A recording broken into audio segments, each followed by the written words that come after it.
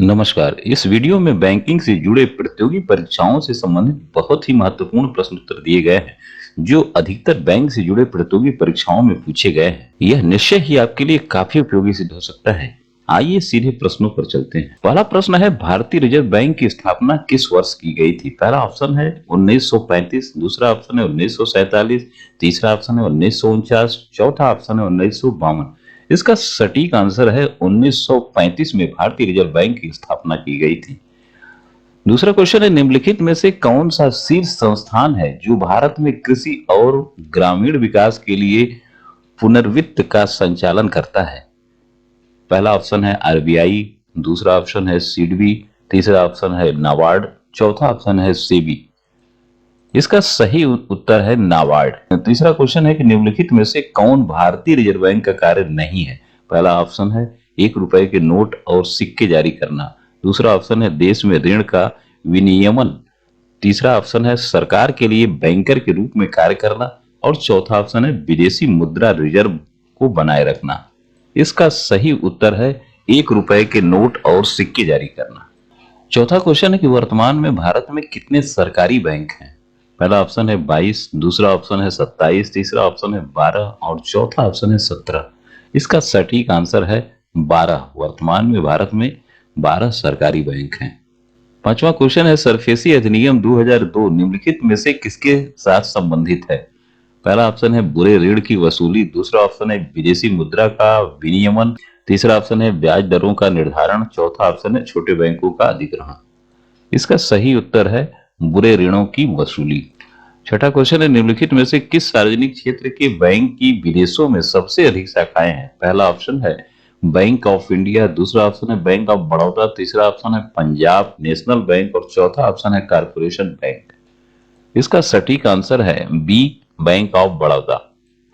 सातवां क्वेश्चन है, निम्नलिखित में से किस प्रकार के ऋणों से संबंधित टीजर दरें हैं? पहला ऑप्शन है होम लोन, दूसरा ऑप्शन है ऑटो ऋण, तीसरा ऑप्शन है व्यक्तिगत ऋण, चौथा ऑप्शन है रिवर्स बंधन ऋण। इसका सटीक आंसर है ए, होम लोन।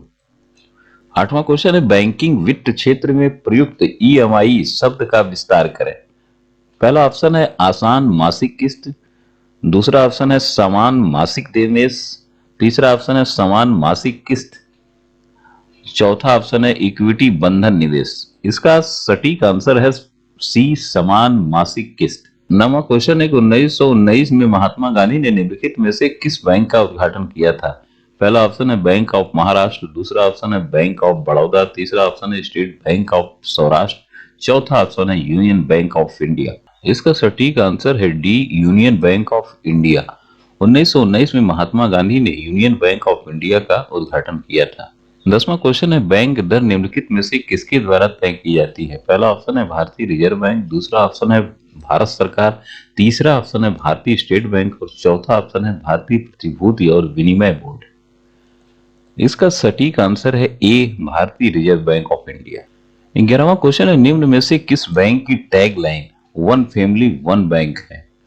पहला ऑप्शन है स्टेट बैंक ऑफ इंडिया, दूसरा ऑप्शन है पंजाब नेशनल बैंक, तीसरा ऑप्शन है इंडियन बैंक और चौथा ऑप्शन है बैंक ऑफ महाराष्ट्र। इसका सटीक आंसर है D, Bank of Maharashtra. Bank of Maharashtra की tag line one family one bank है। इस बैंक की स्थापना 1935 में की गई थी और इसका मुख्यालय पुणे महाराष्ट्र में है। यह एक सरकारी बैंक है जिसमें भारत सरकार की हिस्सेदारी 87.01% है। 12वां क्वेश्चन है, बैंकों द्वारा अपने ग्राहकों को दी जाने वाली एम बैंकिंग सुविधा में एम क्या है?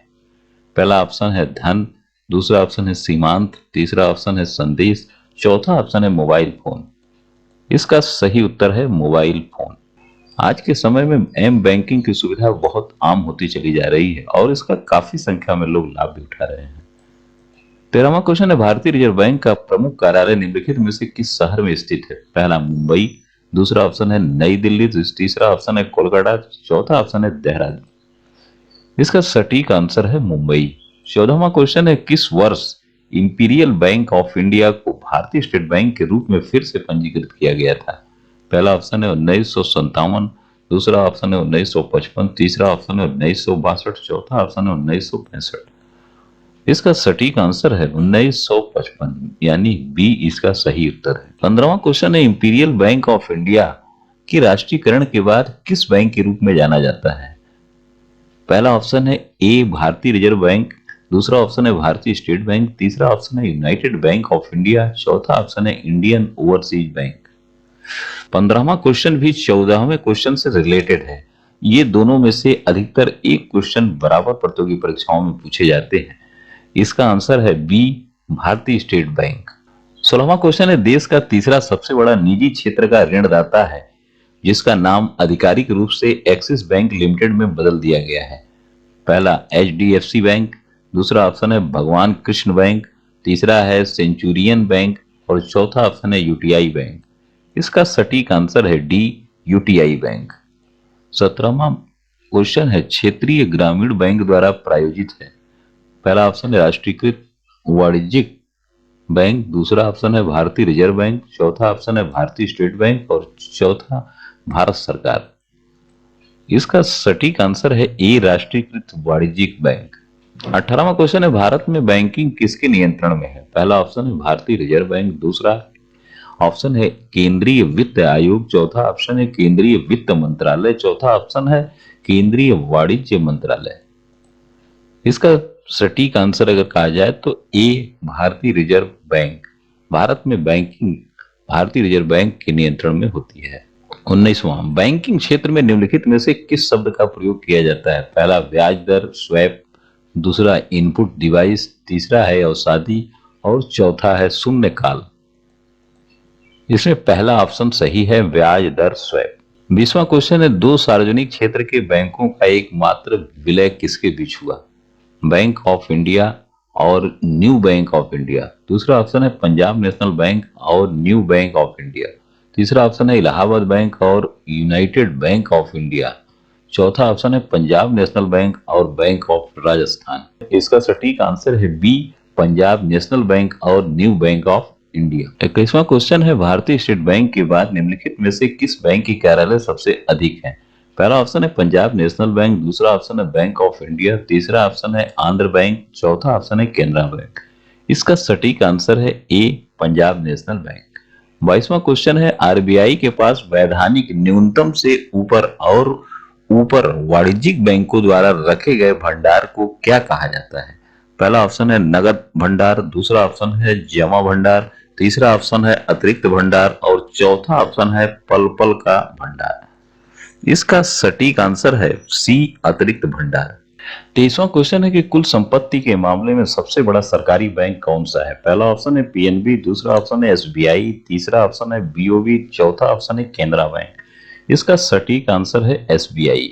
24वां क्वेश्चन है, एटीएम का फुल फॉर्म क्या है?